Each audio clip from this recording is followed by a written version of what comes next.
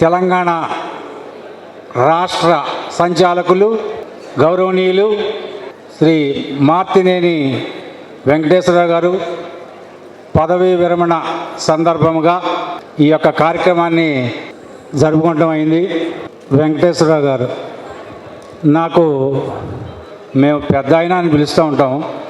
ఎంతో స్థితప్రజ్ఞుడు, అజాతశత్రువు, ఉద్యోగుల సమస్యల కోసం ఎంతో కష్టపడిన మనిషి.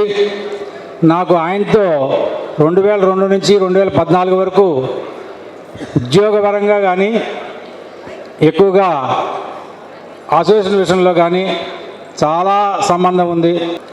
మంచి మనిషి. ఇలాంటి వ్యక్తి పదవీ విరమణ చేయటం అంటే చాలా బాధగానే ఉంటుంది, కానీ తప్పదు.